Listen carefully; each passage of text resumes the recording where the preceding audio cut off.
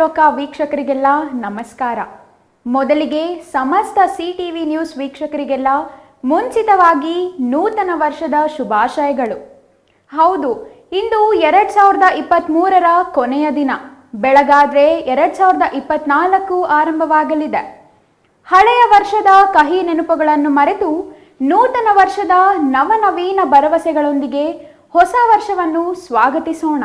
2023ರ ಕೊನೆಯ ದಿನವಾದ ಇಂದು ನಮ್ಮ ವಿಸ್ಮಯ ತಂಡ ವಿನೂತನ ವಿಚಾರವೊಂದನ್ನು ಹೊತ್ತು ತಂದಿದೆ. ಅದೊಂದು ಶಕ್ತಿ ದೇವತೆಯ ಆವಾಸ ಸ್ಥಾನ. ಅಲ್ಲಿರೋದು ಎರಡೆರಡು ವಿಶೇಷ ವನಗಳು. ಅವು ಏಷ್ಯಾದಲ್ಲಿಯೇ ಪ್ರಥಮ ವನಗಳೆಂಬ ಖ್ಯಾತಿಗೆ ಪಾತ್ರವಾಗಿವೆ. ಇಷ್ಟಕ್ಕೂ ಆ ವನಗಳು ಯಾವುದು, ಅವು ಇರೋದು ಎಲ್ಲಿ ಅಂತೀರಾ? ನೀವೇ ನೋಡಿ.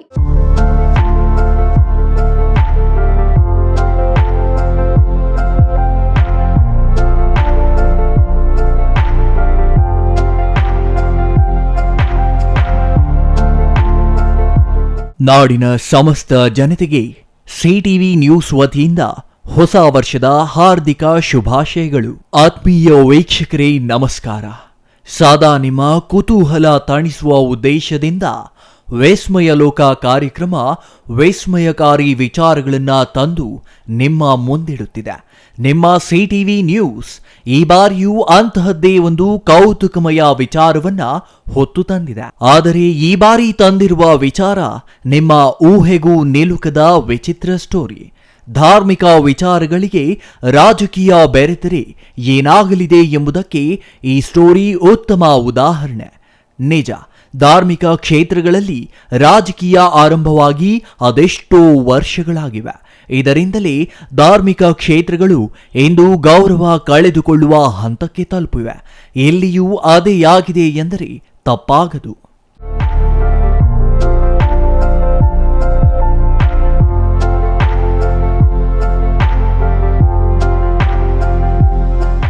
ಒಮ್ಮೆ ಎತ್ತ ದೃಷ್ಟಿ ಹಾಯಿಸಿ, ಅರೆ ಇದೇನಿದು ರಾಶಿ ಚಕ್ರಗಳು ನೆಲದ ಮೇಲಿವೆ ಅಂತೀರಾ?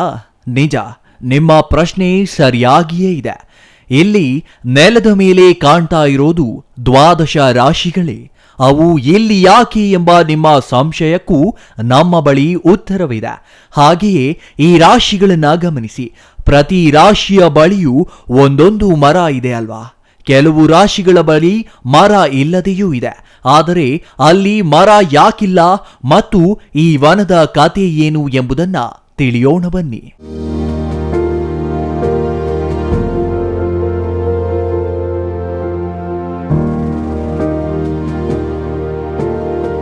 ದ್ವಾದಶ ರಾಶಿಗಳಲ್ಲಿ ಮೊದಲನೆಯ ರಾಶಿ ಮೇಷ ಅಲ್ವಾ? ಇಲ್ಲಿದೆ ನೋಡಿ. ಎಲ್ಲಿಂದ ಹಾಗೆಯೇ ಮುಂದೆ ಸಾಗಿದ್ರೆ ಜ್ಯೋತಿಷ್ಯ ಶಾಸ್ತ್ರದ 12 ರಾಶಿಗಳು ಕಾಣಿಸುತ್ತವೆ. ಪ್ರತಿ ರಾಶಿ ಚಿತ್ರದ ಪಕ್ಕದಲ್ಲಿಯೇ ಒಂದು ಮರ ನೆಡಲಾಗಿದೆ ಅಲ್ವಾ? ಅದನ್ನ ರಾಶಿವನ ಎಂದು ಕರೆಯುತ್ತಾರೆ.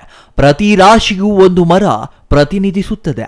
ಹಾಗಾಗಿ ಆ ರಾಶಿಯ ಪಕ್ಕದಲ್ಲಿ ಅದನ್ನ ಪ್ರತಿನಿಧಿಸುವ ಮರವನ್ನೇ ನೆಡಲಾಗಿದೆ.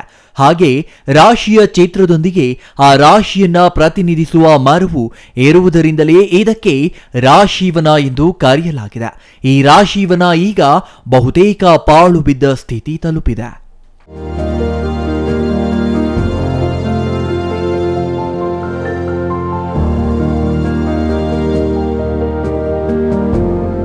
ಜ್ಯೋತಿಷ್ಯ ಶಾಸ್ತ್ರದಲ್ಲಿರುವ ಒಟ್ಟು 12 ರಾಶಿಗಳಿಗೂ ಒಂದೊಂದು ಮರ ಪ್ರತಿನಿಧಿಸುತ್ತದೆ. ಇದನ್ನ ಜ್ಯೋತಿಷ್ಯ ಶಾಸ್ತ್ರದಲ್ಲಿಯೂ ಹೇಳಲಾಗಿದೆ.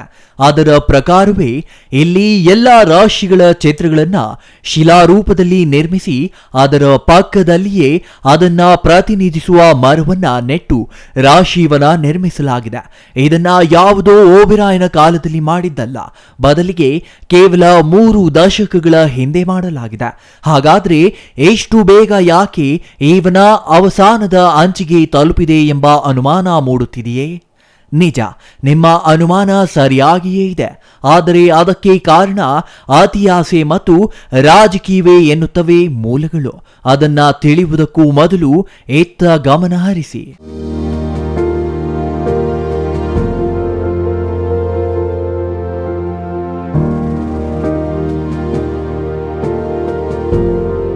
ಆರೆರೆ, ಇದೇನಿದು ನವಗ್ರಹಗಳನ್ನು ಎಷ್ಟು ದೂರದಲ್ಲಿ ಪ್ರತಿಷ್ಠಾಪಿಸಲಾಗಿದೆ, ಯಾಕೆ ಹೀಗೆ ಅನ್ನೋ ಸಂಶಯ ಮೂಡುತ್ತಿದೆಯಲ್ಲವೇ? ನಿಮ್ಮ ಸಂಶಯ ಸರಿಯಾಗಿಯೇ ಇದೆ.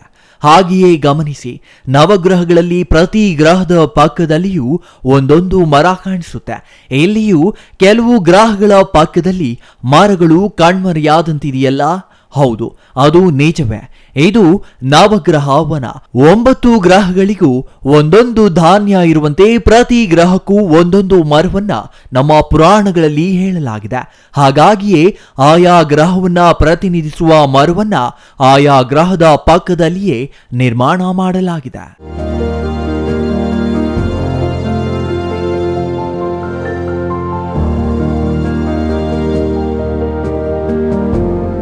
ಈ ನವಗ್ರಹ ವನವು ಅವಸಾನದ ಅಂಚಿಗೆ ತಲುಪಿದೆ ಅಲ್ಲವೇ? ಎಷ್ಟು ಸುಸಜ್ಜಿತವಾಗಿ ವಾಸ್ತು ಪ್ರಕಾರ ನಿರ್ಮಾಣ ಮಾಡಿರುವ ಈ ವನ ಯಾಕೆ ಹೀಗೆ ಪಾಳು ಬಿದ್ದಿದೆ?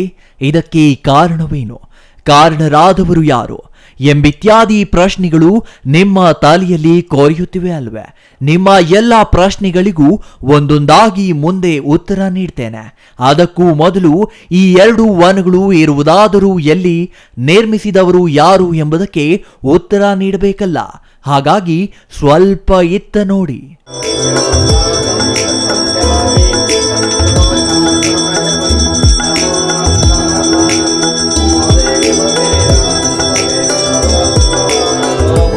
ಇದೇನಿದು ರಾಶಿ ಮತ್ತು ನವಗ್ರಹ ವನದಿಂದ ಏಕಾಏಕಿ ಯಾವುದು ದೇವಾಲಯ ಕಾಣುತ್ತಿದೆ ಅಂತ ಹುಬ್ಬೇರಿಸಬೇಡಿ. ಇಲ್ಲಿ ಅಭಿಷೇಕ ನಡೆಯುತ್ತಿರೋ ದೇವರಿಗೆ ಮತ್ತು ಪಾಳು ಬಿದ್ದಿರೋ ಆ 2 ಉದ್ಯಾನಗಳಿಗೆ ಸಂಪರ್ಕವಿದೆ. ಆ ಸಂಪರ್ಕಕ್ಕೆ ಹಲವು ಸಮಸ್ಯೆಗಳೂ ಇವೆ. ಆ ಸಮಸ್ಯೆಗಳು ನ್ಯಾಯಾಲಯದ ಮೆಟ್ಟಿಲು ಏರಿವೆ. ಇಷ್ಟೆಲ್ಲ ಗೊಂದಲ ಇರುವ ಜಾಗವಾದರೂ ಯಾವುದು ಎಂಬ ನಿಮ್ಮ ಕುತೂಹಲಕ್ಕೆ ತೆರೆ ಎಳೆಯುವಂತೆ ಹೇಳುತ್ತಿದ್ದೇನೆ. ಇದು ಮಹೇಶ್ವರಮ್ಮನ ದೇವಾಲಯ. ಇರೋದು ಗೌರಿಬಿದನೂರು ತಾಲೂಕಿನ ಮೆಣಕನಗುರ್ಕಿಯಲ್ಲಿ.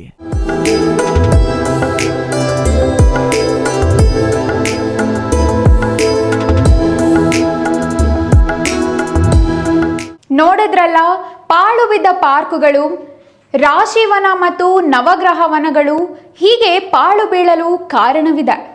ಇನ್ನು ಮಹೇಶ್ವರಮ್ಮನ ದರ್ಶನವನ್ನು ಮಾಡಿದ್ರಲ್ಲ, ಈ ದೇವಾಲಯಕ್ಕೆ ಹೊಂದಿಕೊಂಡೇ ಇರುವ ಮಠವೊಂದನ್ನು ನೋಡಿದ್ರಲ್ಲ.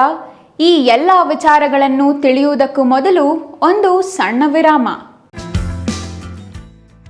ರಾಮೂಸ್ ಫರ್ನಿಚರ್ ಪ್ಯಾರಡೈಸ್, ರಾಗ ಬಿಲ್ಡಿಂಗ್, ಬಿಬಿ ರಸ್ತೆ, ಚಿಕ್ಕಬಳ್ಳಾಪುರ. ನಮ್ಮ ಸಂಸ್ಥೆಯು 1994ರಿಂದ ಚಿಕ್ಕಬಳ್ಳಾಪುರ ಜಿಲ್ಲಾದ್ಯಂತ ಗ್ರಾಹಕರ ಬೇಡಿಕೆಗಳಿಗೆ ಅನುಗುಣವಾಗಿ ಗುಣಮಟ್ಟದಲ್ಲಿ ಯಾವುದೇ ರಾಜಿ ಇಲ್ಲದೆ ಉತ್ತಮ ಸೇವೆಯನ್ನ ಸಲ್ಲಿಸುತ್ತಾ ಬಂದಿದೆ. ನಮ್ಮಲ್ಲಿ ಆಕರ್ಷಕ ಕಲಾತ್ಮಕ ವಿನ್ಯಾಸಗಳುಳ್ಳ ವಿವಿಧ ಮಾದರಿಯ ಗೃಹಾಲಂಕಾರ teak wood furnitures, sofa set, dining tables, leather sofa set, office furnitures ಮತ್ತು ಬೆಡ್ರೂಮ್ ವಾರ್ಡ್ರೋಬ್ಸ್ ಅಂಡ್ ಕಾಟ್ಸ್ ಮತ್ತು ಇಟಾಲಿಯನ್ ಕಿಚನ್ ಮತ್ತು ನಿಮ್ಮ ಮನೆಯ ಎಲ್ಲ ಇಂಟೀರಿಯರ್ ಡಿಸೈನ್ ಅನ್ನ ನಿಮ್ಮ ಮನಸ್ಸಿಗೊಪ್ಪುವಂತೆ ಕೇವಲ 15 ದಿನಗಳಲ್ಲಿ ಮಾಡಿಕೊಡಲಾಗುತ್ತದೆ. ಜರ್ಮನ್ ಯಂತ್ರೋಪಕರಣಗಳಿಂದ ಕೂಡಿದ ಸ್ವಂತ ಫ್ಯಾಕ್ಟರಿಯನ್ನ ಹೊಂದಿದ್ದು ಎಲ್ಲ ರೀತಿಯ ಗ್ರಾಹಕರ ಕೈಗೆಟುಕುವ ಬೆಲೆಗಳಿಗೆ ತಕ್ಕಂತೆ ಫರ್ನಿಚರ್ಸ್ ಹಾಗೂ ಇಂಟೀರಿಯರ್ ಅನ್ನ ಮಾಡಿಕೊಡಲಾಗುತ್ತದೆ. ಇನ್ನೇಕೆ ತಡ, ಹಿಂದೆ ಭೇಟಿ ಕೊಡಿ. ರಾಮೂಸ್ ಫರ್ನಿಚರ್ಸ್ ಪ್ಯಾರಡೈಸ್, ರಾಗ ಬಿಲ್ಡಿಂಗ್, ಬಿಬಿ ರಸ್ತೆ, ಚಿಕ್ಕಬಳ್ಳಾಪುರ.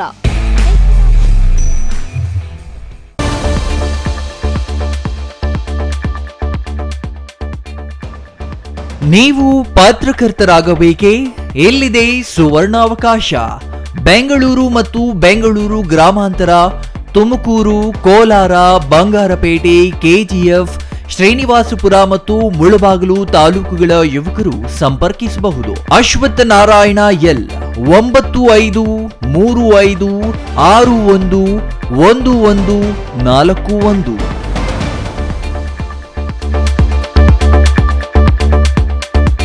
ವಿಸ್ಮಯ ಲೋಕ ಕಾರ್ಯಕ್ರಮಕ್ಕೆ ಮತ್ತೆ ಸ್ವಾಗತ. ಮಹೇಶ್ವರಮ್ಮನ ದೇಗುಲ ಇದೆ ಅಲ್ಲ, ಈ ದೇವಾಲಯಕ್ಕೆ ಹೊಂದಿಕೊಂಡೇ ಇರುವ ಮಠವೊಂದು ಜೀವ ಸಮಾಧಿ. ಇಲ್ಲಿ ಸಜೀವ ಸಮಾಧಿಯಾದವರು ಕೊಂಡಪ್ಪಜ್ಜ.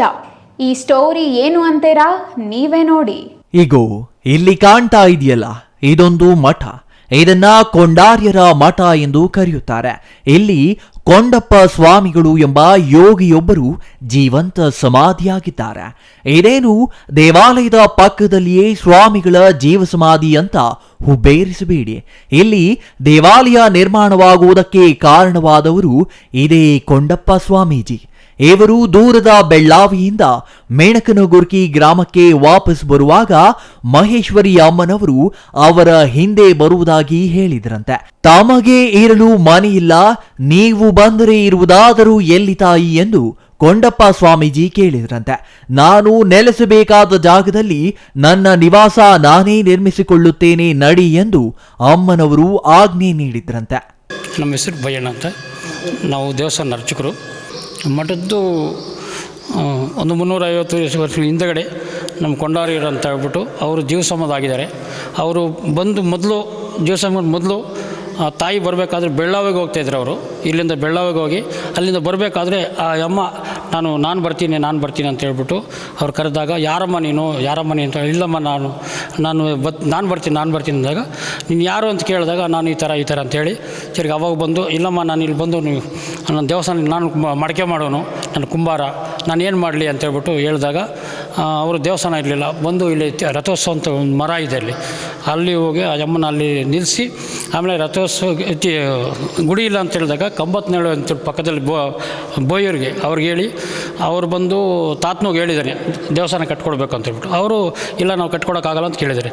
ಆವಾಗ ಈ ಥರ ಅಂತ ಇದ್ದಾರಮ್ಮ ಅಂತ ಹೇಳಿದ್ರು. ಅವರು ಹೋಗಿ ಕಂಬತ್ನೇಳಗೆ ಅವ್ರಿಗೆ ಹೇಳಿ ಆಮೇಲೆ ಅವ್ರು ವಾಂತಿ ಭೇದಿ ಏನೋ ಒಂದು ಶಾಪ ತೋರಿಸಿ ಆಗ ಅವರು ಬಂದು ದೇವಸ್ಥಾನ ಕಟ್ಟಿಕೊಟ್ಟು ತಿರ್ಗಿ ಆಯಮ್ಮನ ಕರ್ಕೊಂಡ್ಬಂದು ಇಲ್ಲಿ ಪ್ರತಿಷ್ಠಾಪನೆ ಮಾಡಿ ಆವಾಗ ಇವರು ಸಮಾಧಿ ಆಗಿರೋದು. ಜೀವ ಸಮಾಧಿ ಆಗಿರೋದು. ಇದು ಕೊಂಡಾರಳ್ಳಿ ಮಠ ಬಂದು 350 ವರ್ಷಗಳ ಹಿಂದಿನ ಅವತ್ತಿನಿಂದ ತಾತನ ಹಿಂದೆ ಬಂದು ಇಲ್ಲೇ ನೆಲೆಸಿರೋದು. ಬೆಳ್ಳಾವಿಯಿಂದ ಬರುತ್ತಿದ್ದ ಕೊಂಡಪ್ಪಾಜಿಯ ಜೊತೆ ಮಹೇಶ್ವರಿ ಅಮ್ಮನವರು ಮೇಣಕನಗುರ್ಕಿ ಗ್ರಾಮಕ್ಕೆ ಬಂದರಂತೆ. ಆಗ ಕಾಲ್ನಡಿಗೆಯಲ್ಲಿ ಬರಬೇಕಿದ್ದ ಕಾರಣ ಸುಮಾರು ದಿನಗಳ ಪ್ರಯಾಣದ ನಂತರ ಮೇಣಕನಗುರ್ಕಿ ಸೇರಿದ ಅಮ್ಮನವರು ಅಲ್ಲಿದ್ದ ಬೃಹದಾಕಾರದ ಬೇವಿನ ಮರದ ಕೆಳಗೆ ಕುಳಿತು ಆ ಜಾಗದಲ್ಲಿ ದೇವಾಲಯ ನಿರ್ಮಿಸಿಕೊಡುವಂತೆ ಪಕ್ಕದ ಗ್ರಾಮದಲ್ಲಿನ ಜನರನ್ನ ಕೇಳುವಂತೆ ಕೊಂಡಪ್ಪಜ್ಜನಿಗೆ ಹೇಳಿದ್ರಂತೆ. ಅಮ್ಮನ ಆಣತಿಯಂತೆ ಕೊಂಡಪ್ಪಜ್ಜ ಹೋಗಿ ಅಮ್ಮನವರಿಗೆ ದೇವಾಲಯ ನಿರ್ಮಿಸಿಕೊಡುವಂತೆ ಗ್ರಾಮಸ್ಥರನ್ನ ಕೇಳಿದ್ರಂತೆ. ಇದಕ್ಕೆ ನಿರಾಕರಿಸಿದ ಗ್ರಾಮಸ್ಥರು ಕೊಂಡಪ್ಪಜ್ಜನನ್ನ ವಾಪಸ್ ಕಳುಹಿಸಿದ್ದಾರೆ. ಇದರಿಂದ ನಿರುತ್ಸಾಹನಾಗಿ ವಾಪಸ್ಸು ಬಂದ ಕೊಂಡಪ್ಪಜ್ಜ ನಡೆದ ವಿಚಾರವನ್ನ ಅಮ್ಮನವರಿಗೆ ಹೇಳಿದ್ದಾರೆ. ಆಗ ಮಹೇಶ್ವರಿ ಅಮ್ಮನವರು ಆ ಗ್ರಾಮದತ್ತ ದೃಷ್ಟಿ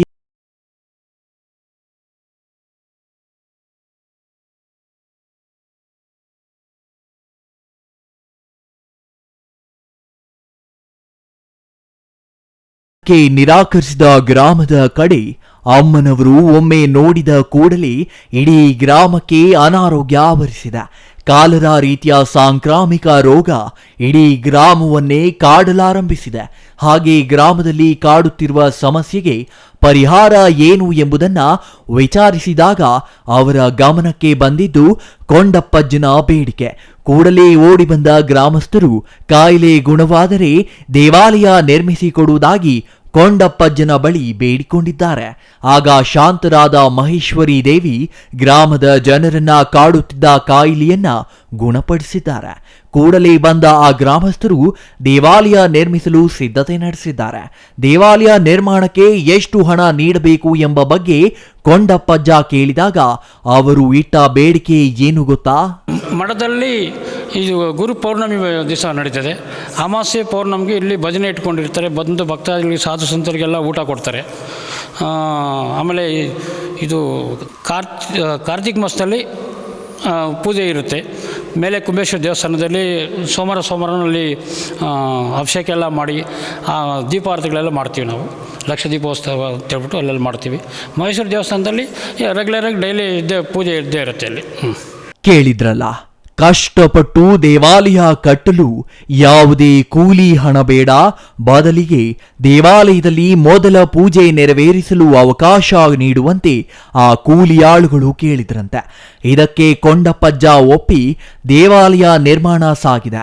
ಕೆಲವೇ ದಿನಗಳಲ್ಲಿ ದೇವಾಲಯ ನಿರ್ಮಾಣವಾಗಿದ್ದು ಬೇವಿನ ಮರದ ಕೆಳಗಿದ್ದ ಅಮ್ಮನವರನ್ನ ಕರೆತಂದು ಗರ್ಭಗುಡಿಯಲ್ಲಿ ಪ್ರತಿಷ್ಠಾಪಿಸಿದ್ದಾರೆ. ಹಾಗೆ ಅಂದು ಪ್ರತಿಷ್ಠಾಪನೆಯಾದ ಮಹೇಶ್ವರಿ ಅಮ್ಮ ಅಂದಿನಿಂದಲೂ ಭಕ್ತರ ಇಷ್ಟಾರ್ಥಗಳನ್ನ ತೀರಿಸುವ ದೇವರಾಗಿ ಪ್ರಖ್ಯಾತಿಗೆ ಬಂದಿದ್ದಾರೆ.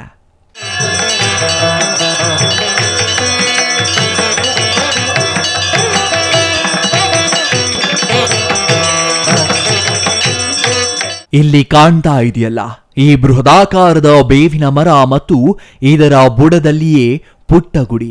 ಇದೇ ಜಾಗದಲ್ಲಿ ಮೊದಲಿಗೆ ಅಮ್ಮನವರು ನೆಲೆಸಿದ್ದರಂತೆ. ಹಾಗಾಗಿಯೇ ಇಲ್ಲಿ ಪುಟ್ಟ ಗುಡಿ ಈಗಲೂ ಇದೆ.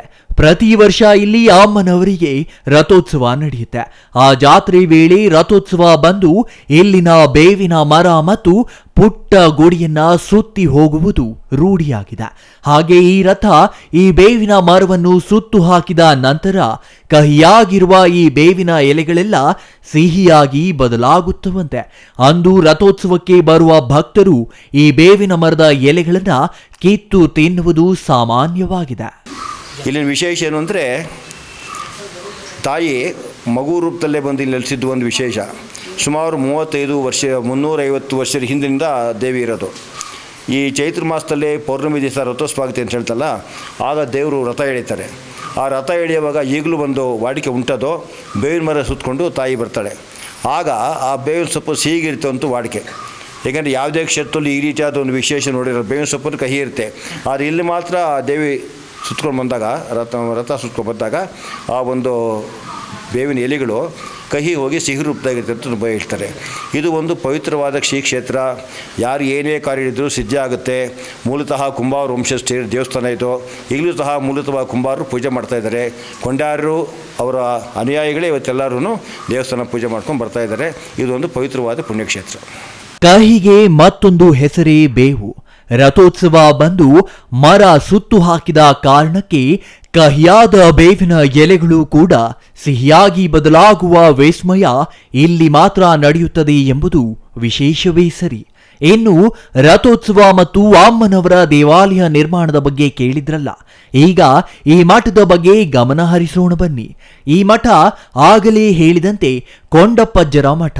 ಅವರು ಅಮ್ಮನವರ ಸೇವೆ ಮಾಡುತ್ತಲೇ ವೃದ್ಧರಾದವರು. ನಂತರ ಈ ಜಗತ್ತಿನ ಮೇಲೆ ಬೇಸರ ಬಂದು ಇಹಲೋಕ ತ್ಯಜಿಸುವ ನಿರ್ಧಾರಕ್ಕೆ ಬರುತ್ತಾರೆ.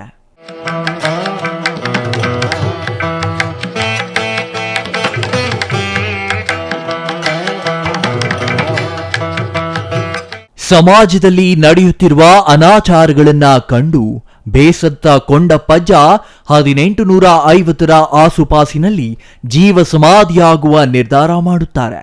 ಅದಕ್ಕಾಗಿ ಅಗತ್ಯವಿರುವ ಸಿದ್ಧತೆಗಳನ್ನು ಕೈಗೊಳ್ಳುವಂತೆ ಸೂಚಿಸುತ್ತಾರೆ. ಆಗ ದೇಶದಲ್ಲಿ ಬ್ರಿಟಿಷರ ಆಡಳಿತವಿರುತ್ತದೆ. ಕೋಲಾರ ಜಿಲ್ಲೆಗೆ ಸೇರಿದ ಗ್ರಾಮವಾಗಿ ಮೆಣಕನಗುರ್ಕಿ ಇರುತ್ತದೆ. ಮೆಣಕನಗುರ್ಕಿ ಎಂಬ ಗ್ರಾಮದಲ್ಲಿ ವ್ಯಕ್ತಿಯೊಬ್ಬರು ಜೀವ ಸಮಾಧಿಯಾಗುತ್ತಿದ್ದಾರೆ ಎಂಬ ವಿಚಾರ ಕಾಡ್ಗಿಚ್ಚಿನಂತೆ ಹಬ್ಬುತ್ತದೆ. ಹಾಗಾಗಿ ಈ ವಿಚಾರ ಆಗಿನ ಕೋಲಾರದ ಜಿಲ್ಲಾಧಿಕಾರಿಯವರ ಗಮನಕ್ಕೂ ಬರುತ್ತದೆ. ವ್ಯಕ್ತಿಯೊಬ್ಬರು ಜೀವಂತ ಸಮಾಧಿಯಾಗುವುದು ಅಪರಾಧ, ಕೂಡಲೇ ಆ ಕ್ರಮವನ್ನ ತಡೆಯಬೇಕು ಎಂದು ಜಿಲ್ಲಾಧಿಕಾರಿಗಳು ಆದೇಶ ನೀಡುತ್ತಾರೆ.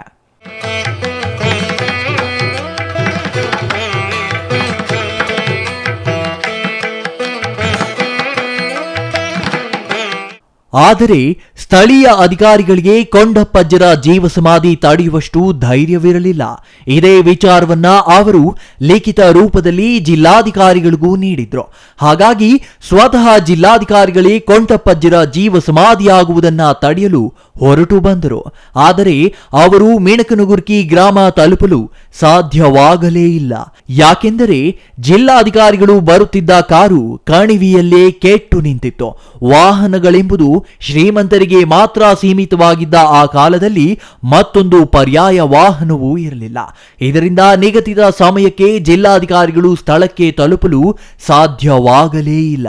ಜಿಲ್ಲಾಧಿಕಾರಿಗಳು ಮೆಣಕನಗುರ್ಕಿ ಗ್ರಾಮಕ್ಕೆ ಬರುವ ವೇಳೆಗೆ ಕೊಂಡಪ್ಪಜ್ಜರ ಜೀವ ಸಮಾಧಿಯಾಗುವ ಪ್ರಕ್ರಿಯೆ ಮುಕ್ತಾಯವಾಗಿತ್ತು. ಇದರಿಂದ ವೇದಿ ಇಲ್ಲದೆ ಜಿಲ್ಲಾಧಿಕಾರಿಗಳು ಅವರ ಸಮಾಧಿಗೆ ಒಂದು ನಮಸ್ಕಾರ ಹಾಕಿ ಹೋಗಬೇಕಾಯಿತು.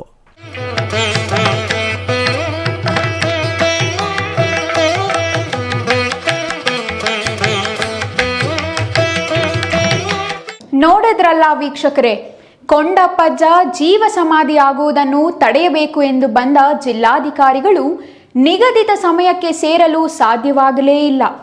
ನಾನಾ ಕಷ್ಟಪಟ್ಟು ಬಂದ ಜಿಲ್ಲಾಧಿಕಾರಿಗಳು ಸಮಾಧಿಗೆ ನಮಸ್ಕಾರ ಹಾಕಿ ವಾಪಸ್ಸಾಗಬೇಕಾಯಿತು. ಮುಂದೆ ಏನಾಯಿತು ಎಂದು ತಿಳಿಯುವುದಕ್ಕೂ ಮೊದಲು ಒಂದು ಸಣ್ಣ ವಿರಾಮ.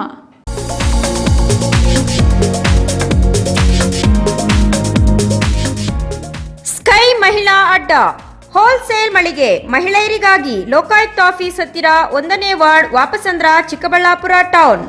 ಮೊಬೈಲ್ ಸಂಖ್ಯೆ 9916533636. 15 ವರ್ಷ ಮೇಲ್ಪಟ್ಟ ಮಹಿಳೆಯರಿಗೆ ಬೇಕಾದ ಎಲ್ಲಾ ತರಹದ ಬಟ್ಟೆಗಳು ಒಂದೇ ಮಳಿಗೆಯಲ್ಲಿ ಲಭ್ಯ. ನಮ್ಮಲ್ಲಿ ಎಲ್ಲಾ ತರಹದ ಕಾಟನ್, ರೇಷ್ಮೆ, Banaras, linen, crepe silk, Vishal, Subhash, soft sarees, ಕೈಮಗ್ಗದ ಸೀರೆಗಳು, ಮುಲ್ಮುಲ್ ಕಾಟನ್ ಸೀರೆಗಳು ದೊರೆಯುತ್ತವೆ. ಸೀರೆಗಳು ಬೆಲೆ 150 ರುಗಳಿಂದ ಪ್ರಾರಂಭ. Crop top, lehenga, gown, ready dress, tops, leggings, dress material, jeans tops ದೊರೆಯುತ್ತದೆ. ಟಾಪ್ಸ್ 100 ರುಗಳಿಂದ, ಲೆಗಿನ್ 150 ರುಗಳಿಂದ ಪ್ರಾರಂಭ. ಎಲ್ಲಾ ತರಹದ ಹೊಲಿಗೆ ಸೌಲಭ್ಯವಿದೆ. ಹ್ಯಾಂಡ್ ಎಂಬ್ರಾಯ್ಡರಿ, ಕಂಪ್ಯೂಟರ್ ಎಂಬ್ರಾಯ್ಡರಿ ಮಾಡಲಾಗುತ್ತದೆ. ಸ್ಕೈ ಮಹಿಳಾ ಅಡ್ಡ ಹೋಲ್ಸೇಲ್ ಮಳಿಗೆ ಮಹಿಳೆಯರಿಗಾಗಿ ಲೋಕಾಯುಕ್ತ ಆಫೀಸ್ ಹತ್ತಿರ 1ನೇ ward, Vapasandra, Chikkaballapur town. Mobile ಸಂಖ್ಯೆ 9916533636.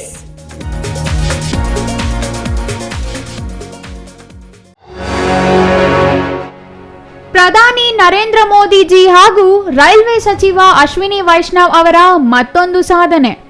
ಪ್ರತಿನಿತ್ಯ ಚಿಕ್ಕಬಳ್ಳಾಪುರದಿಂದ ಬೆಂಗಳೂರಿಗೆ ಹೊರಡುವ ರೈಲುಗಳ ವೇಳಾಪಟ್ಟಿ. ಮುಂಜಾನೆ 5:10, ಬೆಳಗ್ಗೆ 8:35, ಬೆಳಗ್ಗೆ 10:10, ಸಂಜೆ 4 ಗಂಟೆ ಮತ್ತು ಸಂಜೆ 6:10. ರೈಲ್ವೆ ಪ್ರಯಾಣಿಕರ ಸೌಲಭ್ಯ ಸಮಿತಿ ಸದಸ್ಯ ಡಾಕ್ಟರ್ GV ಮಂಜುನಾಥ್ ಅವರ ಮನವಿಯ ಫಲವಾಗಿ ಹೆಚ್ಚುವರಿ ರೈಲು. ಹೆಚ್ಚಿನ ಸಂಖ್ಯೆಯಲ್ಲಿ ರೈಲು ಪ್ರಯಾಣ ಮಾಡುವುದರಿಂದ ಇನ್ನಷ್ಟು ರೈಲು ಮಾರ್ಗ ವಿಸ್ತರಣೆಗೆ ಸಹಕಾರಿ. ಈ ಕೊಂಡಪ್ಪಜ್ಜರ ಸಮಾಧಿ ಮತ್ತು ಮಹೇಶ್ವರಮ್ಮನವರ ದೇಗುಲ ಮಾತ್ರವಿಲ್ಲಿ ವಿಶೇಷವಲ್ಲ. ಮಹೇಶ್ವರಮ್ಮನವರ ರಥ ಸುತ್ತುವ ಬೇವಿನ ಮರವೂ ವಿಶೇಷವೇ. ಕಹಿಯಾಗಿರುವ ಬೇವಿನ ಎಲೆ ಸಿಹಿಯಾಗಿರುವುದನ್ನು ನೋಡಿದ್ದೀರಾ? ಇಲ್ಲಿ ಪವಾಡ ನಡೆಯುತ್ತೆ. ಆದರೆ ಅದು ಏನು ಅಂತ ನೋಡೋಣ ಬನ್ನಿ. ಈ ಕೊಂಡಪ್ಪಜ್ಜರ ಮಠ ನಿರ್ಮಾಣವಾದ ಬಗ್ಗೆ ಗೊತ್ತಾಯ್ತಲ್ಲ. ಹಿಂದೆ ಪುರಾತನವಾಗಿದ್ದ ಮಠವನ್ನ ಇತ್ತೀಚಿನ ದಿನಗಳಲ್ಲಿ ಅಭಿವೃದ್ಧಿ ಪಡಿಸುವ ಕೆಲಸವನ್ನ ಟ್ರಸ್ಟಿನವರು ಮಾಡಿದ್ದಾರೆ. ಅಲ್ಲದೆ ಪ್ರತಿ ಅಮಾವಾಸ್ಯೆ ಮತ್ತು ಹುಣ್ಣಿಮೆ ದಿನ ಇಲ್ಲಿ ಭಜನೆ ನಡೆಸಲಾಗುತ್ತದೆ. ಗುರು ಪೌರ್ಣಮಿಯ ದಿನ ವಿಶೇಷ ಧಾರ್ಮಿಕ ಕಾರ್ಯಕ್ರಮಗಳು ನಡೆಯಲಿವೆ. ಅಂದು ಜೀವ ಸಮಾಧಿಯಾದ ಕೊಂಡಪ್ಪಜ್ಜರು ಎಂದಿಗೂ ಭಕ್ತರ ಎಲ್ಲ ಕೋರಿಕೆಗಳನ್ನ ಈಡೇರಿಸುತ್ತಾರೆ ಎಂಬ ನಂಬಿಕೆ ಇಲ್ಲಿಗೆ ಭೇಟಿ ನೀಡುವವರಲ್ಲಿ ಬಲವಾಗಿದೆ.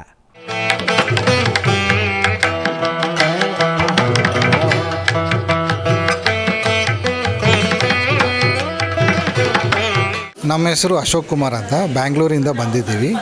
ಸೊ ಈ ಅಮ್ಮನವ್ರು ಬಂದು ನಮ್ಮ ಮನೆ ಹೆಣ್ಣು ಮಗಳ ದೇವರು. ಸೊ ನಾವು ನನ್ನ ಬುದ್ಧಿ ಬಂದಾಗಿಂದ ಇಲ್ಲಿಗೆ ಬರ್ತಾ ಇದ್ದೀವಿ. ಸೊ ಇಲ್ಲಿಗೆ ಬಂದಿದ್ದರೆ ಎಲ್ಲ ನಮ್ಮ ಆ್ಯಂಬಿಷನ್ಸ್ ಆಗಲಿ, ಎಲ್ಲ ನಮ್ಮ ಏನೇನು ಅಂದ್ಕೊಂಡಿದೆ ಎಲ್ಲ ನಡೀತಾ ಇದೆ. ಜಾಸ್ತಿ ಪವಾಡ ಇದೆ ಇಲ್ಲಿ. ಸೊ ನಾವು ಇದೇ ವರ್ಷ ಎವ್ರಿ ಇಯರ್ ಈ ತಿಂಗಳಲ್ಲಿ ಬರ್ತಾ ಇರ್ತೀವಿ. ಅದೇ ಈ ಸಂಕ್ರಾಂತಿ ಮುಂಚೆ ಬಂದು ಹೋಗ್ತಾ ಇರ್ತೀವಿ. ಸೊ ಎಲ್ಲ ಒಳ್ಳೆಯದೇ ಆಗ್ತಾಯಿದೆ. ಸೊ ಇಲ್ಲಿ ಬಂದು ಹೋದರೆ ನಮ್ಗೆ ಒಂಥರ ಸುಮಾರಾಗಿ ಒಂದು 20 ವರ್ಷದಿಂದ ಬರ್ತಾ ಇದ್ದೀವಿ. ಸೊ ಎಲ್ಲ ಚೆನ್ನಾಗಿ ನಡೀತಾ ಇದೆ. ಸೊ ಇದು ಇನ್ನೂ ನಾವು ಏನಂದರೆ ಸರ್ಕಾರಕ್ಕೆ ಏನು ರಿಕ್ವೆಸ್ಟ್ ಮಾಡ್ತೀವಿ ಅಂದರೆ ಇನ್ನೂ ಚೆನ್ನಾಗಿ ಇಂಪ್ರೂವ್ಮೆಂಟ್ ಮಾಡಲಿ ಅಂತ ರಿಕ್ವೆಸ್ಟ್ ಮಾಡ್ತಾ ಇದ್ದೀವಿ. ಸೊ ಅದು ಮಾಡಿದ್ರೆ ಎಲ್ಲರೂ ಇನ್ನೂ ಭಕ್ತಾದಿಗಳು ಇನ್ನೂ ಹೆಚ್ಚಾಗಿ ಬರ್ತಾರೆ ಅಂತ ನಮ್ಮ ಇದು ರಿಕ್ವೆಸ್ಟು. ಸೊ ಅದೇ ಸರ್ಕಾರಕ್ಕೆ ನನ್ನ ಕೆರಿಯರ್ ಆಗಲಿ, ಫೈನಾನ್ಷಿಯಲ್ ಆಗಲಿ ಎಲ್ಲ ಇಂಪ್ರೂವ್ಮೆಂಟ್ ಕಾಣ್ತಾ ಇದೆ. ಸೊ ಭಾರಿ ಅಭಿವೃದ್ಧಿ ನಡೀತಾ ಇದೆ ಇಲ್ಲಿ. ಸೊ ಅದಕ್ಕೆ ನಾವು ವಿಸಿಟ್ ಮಾಡಿದ್ದೀವಿ. ಸೊ అయితే ಇಂದು ನಮ್ಮ ಕುಲದೇವರ ಆಗಿಂದ ನಾವು ಬರ್ತಾನೆ ಇರ್ತೀವಿ, ಯಾವಾಗಲೂ ರೆಗ್ಯುಲರ್ ಬರ್ತಾ ಇರ್ತೀವಿ. ಇಲ್ಲಿನ ದೇವಾಲಯ ಮತ್ತು ಮಠದ ಅಭಿವೃದ್ಧಿ ಉತ್ತುಂಗಕ್ಕೆ ಹೋಗುತ್ತಿರುವ ಸಂದರ್ಭದಲ್ಲಿಯೇ ಇವೆರಡರ ಮೇಲೆ ಆಸೆ ಬುರುಕರ ಕಣ್ಣು ಬಿತ್ತು ನೋಡಿ. ಅದು ಅಮಾಯಕರನ್ನು ಮರಳು ಮಾಡಿ ಆಸ್ತಿ ಮಾಡಿಕೊಳ್ಳುವ ಹುನ್ನಾರವೋ ಅಥವಾ ದೇವಾಲಯದ ಹೆಸರಿನಲ್ಲಿ ಆಸ್ತಿ ಮಾಡುವ ಉದ್ದೇಶವೋ ಗೊತ್ತಿಲ್ಲ. ಆದರೆ ದೇವಾಲಯದ ಅಭಿವೃದ್ಧಿಯ ಮರೆಯಲ್ಲಿ ನಡೆದ ಹಲವು ವಿಚಾರಗಳು ಇಂದು ದೇವಾಲಯದ ಅಸ್ತಿತ್ವಕ್ಕೆ ಕೊಡಲಿ ಪೆಟ್ಟು ನೀಡುವ ಹಂತಕ್ಕೆ ಕೊಂಡೊಯ್ದಿರುವುದಂತೂ ಸುಳ್ಳಲ್ಲ. ಭಕ್ತರ ಬೇಡಿಕೆ ಈಡೇರಿಸುವ ಮಹೇಶ್ವರಿ ಅಮ್ಮ ಅದೇ ಭಕ್ತರಿಗೆ ಆಸರಿಯಾಗಿದ್ದ ಕೊಂಡಪ್ಪಜ್ಜರ ಸನ್ನಿಧಾನದಲ್ಲಿ ಕಾನೂನು ಹೋರಾಟ ಹುಟ್ಟಿಕೊಂಡಿದ್ದಾದರೂ ಹೇಗೆ ಎಂಬುದೇ ಒಂದು ದೊಡ್ಡ ಕಥೆಯಾಗಿದೆ.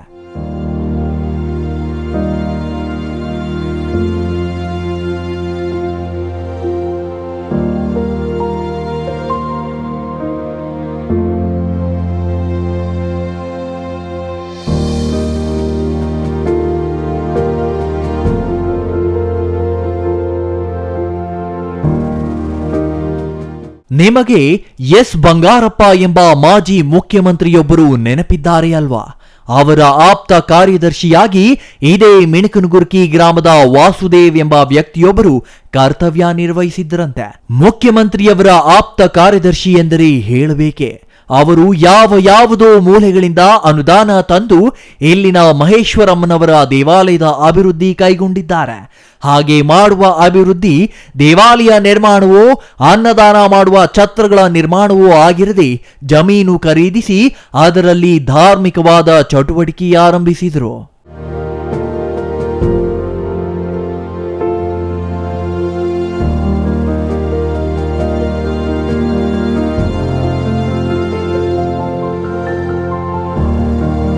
ಇಲ್ಲಿ ಕಾಣುತ್ತಿರುವ ರಾಶಿ ಮತ್ತು ನವಗ್ರಹ ವನಗಳು ಅದೇ ವಾಸುದೇವ್ ಎಂಬುವರ ಕಾಲದಲ್ಲಿ ನಿರ್ಮಾಣವಾಗಿದೆಯಂತೆ.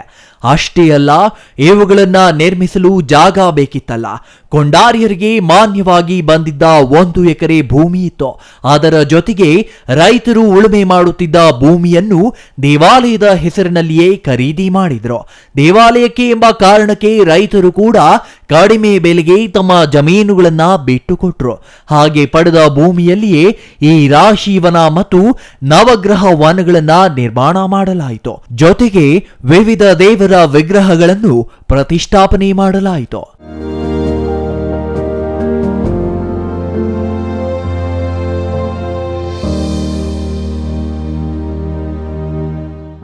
ರಾಜಕಾರಣಿಯ ಆಪ್ತ ಕಾರ್ಯದರ್ಶಿಯೊಬ್ಬರು ಎಷ್ಟೆಲ್ಲ ಮಾಡುತ್ತಿದ್ರೆ ದೇವಾಲಯ ಟ್ರಸ್ಟಿ ಮಾತ್ರವಲ್ಲ, ಇಡೀ ಗ್ರಾಮಸ್ಥರೇ ಖುಷಿ ಪಟ್ರು. ಜೊತೆಗೆ ವಾಸುದೇವ್ ಅವರಿಗೆ ಹುಟ್ಟೂರಿನ ಮೇಲಿನ ಪ್ರೀತಿ, ಮಹೇಶ್ವರಿ ಅಮ್ಮನವರ ಮೇಲಿನ ಭಕ್ತಿಗೆ ಎಲ್ಲರೂ ತಲೆದೂಗಿದ್ರು. ಈ ಎಲ್ಲ ವನಗಳು ನಿರ್ಮಾಣವಾದ ನಂತರ ಈ ವನಗಳನ್ನ ವೀಕ್ಷಿಸಲು ಪ್ರವೇಶ ಶುಲ್ಕ ನಿಗದಿಪಡಿಸಲಾಯಿತಂತೆ. ಏಷ್ಯಾದಲ್ಲಿಯೇ ಏಕೈಕ ರಾಶಿವನ ಮತ್ತು ನವಗ್ರಹವನ ಎಂಬ ಖ್ಯಾತಿ ಪಡೆದಿದ್ದ ಕಾರಣ ಪ್ರತಿನಿತ್ಯ ಸಹಸ್ರಾರು ಸಂಖ್ಯೆಯಲ್ಲಿ ಬರುತ್ತಿದ್ದ ಭಕ್ತರು ಅಮ್ಮನವರ ದರ್ಶನದ ಜೊತೆಗೆ ಈ ಉಭಯ ರಾಶಿಗಳ ವನಗಳನ್ನ ವೀಕ್ಷಿಸಲು ಬರುತ್ತಿದ್ದರಂತೆ. ಹಾಗೆ ಬರುವವರಿಂದ ಪ್ರವೇಶ ಶುಲ್ಕ ವಸೂಲಿ ಮಾಡಿ ದೇವಾಲಯ ಅಭಿವೃದ್ಧಿಗೆ ಬಳಸದೆ ಸ್ವಂತಕ್ಕೆ ಬಳಸಲು ಆರಂಭಿಸಿದಾಗಲೇ ಸ್ಥಳೀಯರಿಗೆ ಅನುಮಾನ ಮೂಡಲು ಆರಂಭವಾಗಿದೆ.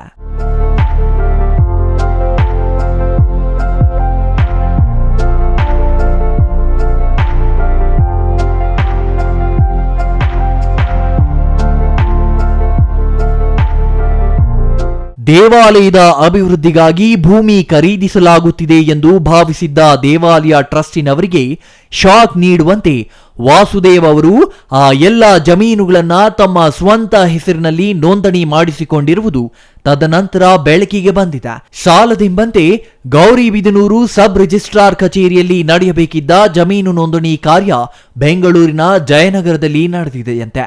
ಅಷ್ಟೇ ಅಲ್ಲ, ಕೊಂಡಾರ್ಯರಿಗೆ ಇದ್ದ ಮಾನ್ಯದ ಭೂಮಿಯು ಅವರ ಹೆಸರಿನಲ್ಲಿ ಮಾಡಿಕೊಂಡಿದ್ದಾರೆ ಎಂಬ ವಿಚಾರ ತಿಳಿಯುತ್ತಿದ್ದಂತೆ ದೇವಾಲಯ ಟ್ರಸ್ಟಿನವರು ಬೆಚ್ಚಿ ಬಿದ್ದಿದ್ದಾರೆ. ನಾವು ಯೋಚನೆ ಮಾಡೋದೇನಿಲ್ಲ, ವಾಸ್ತವ್ಯ ಅಂತಿದ್ರು.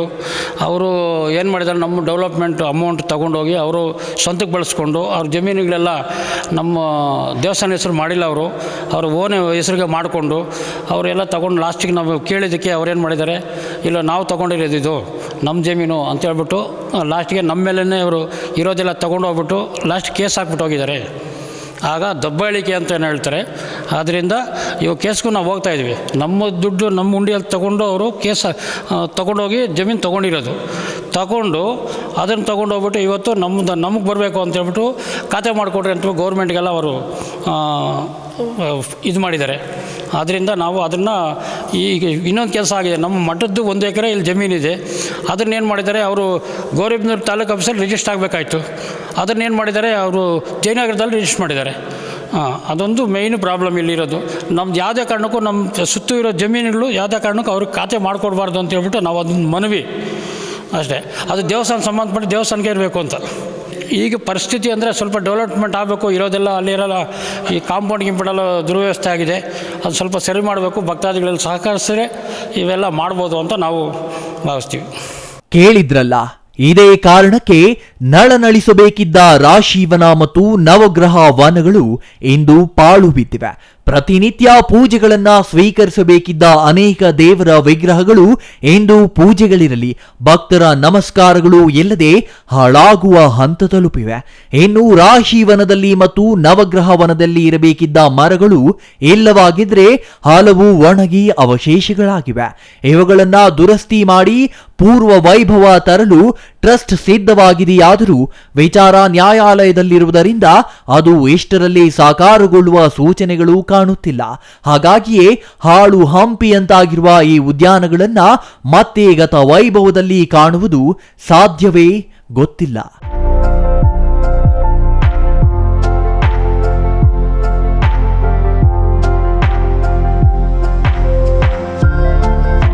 ಒಟ್ಟಿನಲ್ಲಿ ಒಂದು ಕಾಲದಲ್ಲಿ ಉತ್ತುಂಗದಲ್ಲಿದ್ದ ಮಹೇಶ್ವರಿ ಅಮ್ಮನವರ ಭಕ್ತಿ ಕೇಂದ್ರ ದಿನ ಕಳೆದಂತೆ ಪಾಳು ಬೀಳುತ್ತಿರುವುದನ್ನ ಕಂಡು ಹಲವು ಉತ್ಸಾಹಿಗಳು ಸೇರಿ ಮತ್ತೆ ಟ್ರಸ್ಟ್ ಮಾಡಿದ್ದಾರೆ.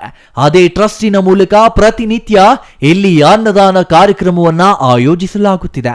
ಅಲ್ಲದೆ ಅಮ್ಮನವರಿಗೆ ಪೂಜೆಗಳನ್ನ ಪ್ರತಿನಿತ್ಯ ನಡೆಸಲಾಗುತ್ತಿದೆ. ಆದರೆ ಇದೇ ದೇವಾಲಯಕ್ಕೆ ಸೇರಬೇಕಿದ್ದ ಆಸ್ತಿಗಳು ವಿನಾಕಾರಣ ವಿವಾದಗಳಿಗೆ ಸಿಲುಕಿರುವುದು ಟ್ರಸ್ಟಿಗೆ ಮಾತ್ರವಲ್ಲ, ಅಮ್ಮನವರ ಭಕ್ತರಿಗೂ ಬೇಸರ ತಂದಿದೆ.